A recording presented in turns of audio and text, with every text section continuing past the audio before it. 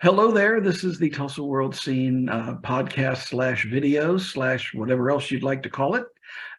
We are here with Jimmie Tramel and Grace Wood of the Tulsa World Scene Department to talk about all things that are coming up in the world of high and low culture. But of course, this being the third week in November, it's Thanksgiving time. And I was just curious, it's a time of tradition. And do either of you have any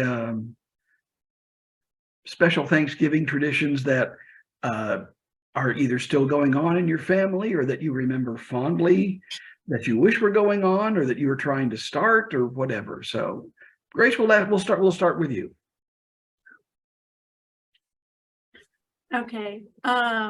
My connection might go out, but my grandma is kind of the ultimate Thanksgiving planner. And so every year, I guess our tradition is just kind of going all out for Thanksgiving. Like a week leading up to it, we'll do an event like every single day. So we'll do like a bonfire or like go to like a certain restaurant or like hang out at my grandparents' house with all my family. So I think my Thanksgiving tradition is just kind of really celebrating it a lot over the course of like a week and a half. Is your family basically in this area, or does it involve a lot of travel? Everyone comes in from out of town. We do have some in Oklahoma, but a lot of people come from New Orleans and California and North Carolina. So we're all spread out.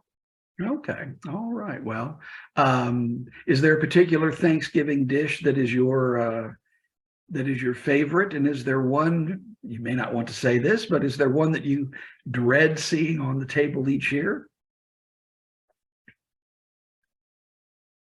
I'm glad you brought this up because I got an email today of this is the favorite Thanksgiving side of every state in the country. Oh, dear. Yeah. And I really question all of those things because they do it for Halloween candy and hamburgers and movies. And you look at it and you go like, is this credible even a little bit? If they do Thanksgiving, if they do Halloween candy, and if any state in the nation is listed as candy corn is their number one Halloween candy, instantly suspect. Communists are involved. And I don't want to name this company that sent out the email because obviously that's what they want, is just a shout out. Sure. And I'm getting ready to say their thing is not real credible because they said the number one side dish in Oklahoma for Thanksgiving is green bean casserole. And I am not digging that at all. It's funny because this past Sunday, every month we run a story about from the Made in Oklahoma coalition, and they always are offering recipes that use ingredients that are either grown or produced here in Oklahoma. And they claim that their number one most downloaded recipe last year was green bean casserole, made without the condensed soup that normally is the base of this dish. I kind of agree with you. I'm not a huge fan. I like a lot of the components of green bean casserole. I don't know that they all really belong together in one bite. But what about you, Grace? Do you have a favorite Thanksgiving dish and a least favorite Thanksgiving dish? I think my favorite would have to be stuffing. That's kind of become my new favorite thing in the recent few years.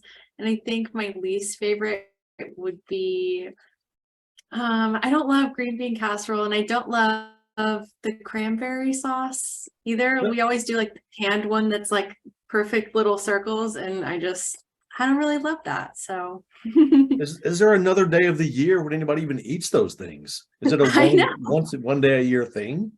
The cranberry sauce, probably not. I mean, and now granted, I grew up with the sound of Thanksgiving being that glop of the crimson tube hitting the plate Um, so I've got I probably I have no problem with that, but the stuff made with real cranberries and everything, that's fine too. And I agree with you, stuffing, a good stuffing or dressing, whatever you want to call it.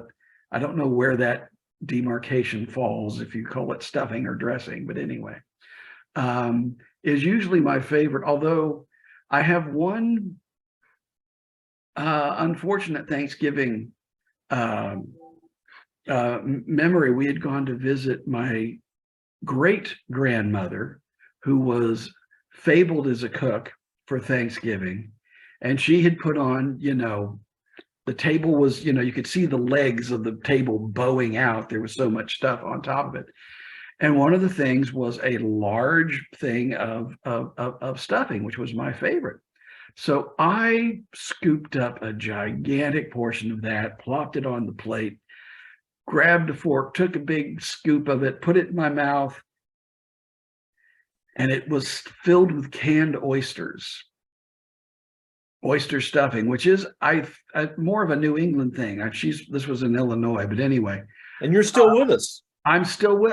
It was, yeah. I was sort of like, oh my goodness, because I mean, fresh oysters have their place, but I think these were old or something, and it was sort of like, I'm not eating much of anything today if this is what's going on. So, what should the texture of stuffing or dressing be? Should it be solid like cake, or runny like soup, or something in between? It should not be runny like soup, I don't think. It needs to be moist. Would you agree, Grace, with that? But yeah, if it's dry and crumbly, you might as well serve stovetop brand. But and I'll probably get into trouble for saying the name. But anyway, but yeah, if you're going to go to the trouble of like making the cornbread and chopping up the vegetables and everything, you want it to have some. It shouldn't need gravy, but it should welcome gravy.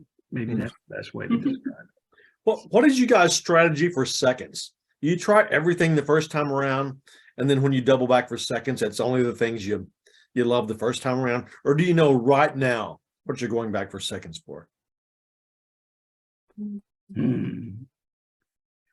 It'd probably be stuffing. I mean, if stuffing is I'll go back for that. If they're and I shouldn't, but the pecan pie, I would go back for seconds for that. But that's just me. What about you, Grace? Or do you? Grace is probably not the sort that goes back for seconds. So I do. I get more mashed potatoes and more gravy because I like to put it over everything. Like I like everything to have a coat of gravy and little mashed potatoes in there. So that's what I go back for. Well, do you all are you having your big family thing this year, Grace, or is with the week of celebrations? Or sorry, you cut out. Okay, I was asking, is your Thanksgiving this year going to be the full Monty of family get-togethers for the week, or is it a little more cut back this year? Oh, we're still going all out. Yeah, so that'll get started probably like late next week, and we'll go all the way through Thanksgiving and the Friday after. So wow. It'll be full on. How about you, Jimmy? What do you have grand plans? Well, my dad grew up in a family of 11, and most around northeastern Oklahoma. And it used to be, decades ago, we would go to Powell, Missouri, this little map dot in Missouri. It's kind of famous. That's where the Brumleys settled. I'll Fly Away, that family of songwriters. They and my aunt and uncle were basically, that's the population of Powell, Missouri. But the breakfast that my aunts made was far superior the next morning to the Thanksgiving dinner, even though that was great too. I mean, Thanksgiving dinner was great, but you live for the next morning when you could have that awesome breakfast with the biscuits and gravy and eggs and sausage and bacon and so on and so forth. Now it's more, everybody's gotten older, so you kind of splinter and go with your own family. But man, that was hard to beat. Happy birthday, Aunt Jean. It's actually her birthday today. She's 92. So there you Happy go. birthday to her. All right. Well, my family is not a family of traditions that much. And in fact, we're not even getting together on Thanksgiving because my sister works in the food industry. And she is charged and for this place where she works with making almost all of the desserts. So she's going to be making hundreds of pies between now and Wednesday at 10 p.m. Before Thanksgiving. So she said, all I want to do on Thursday is sit on my couch, watch TV, and then nap. So we're actually going to have Thanksgiving on Friday.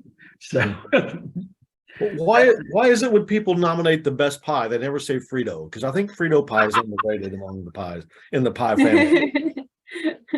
It's hard to argue with a good Frito pie. The new tradition is everyone should be really happy for football games on Thanksgiving, because that 3-hour window of a game, no one's talking politics. You're watching the football game. There you go.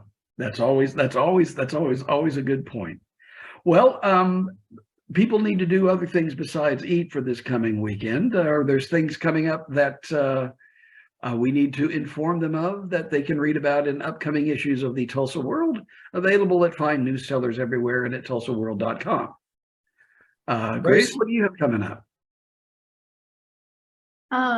So for this Saturday, I wrote a story about these women who work in a local flower shop that are leading a series of wreath making workshops throughout November and December. And they taught me and our photographer Daniel how to make a holiday wreath. And it was super fun and super easy. And so if people want more information about those workshops coming up, they want to make their own wreath, they can read that this Saturday. And are we not going to get to see your wreath creation today? Oh, I think that was her answer. Are we not going to get to see your wreath today? Do you have your wreath to show us? Sorry. Oh, okay. I can get it for you. Hold on. All right. Okay. I'll ask Jimmy what he's going to be doing. Okay. I'll be at the Retromania Collectibles show all weekend long. We already had an interview with Denise Crosby from Star Trek The Next Generation, who will be a guest.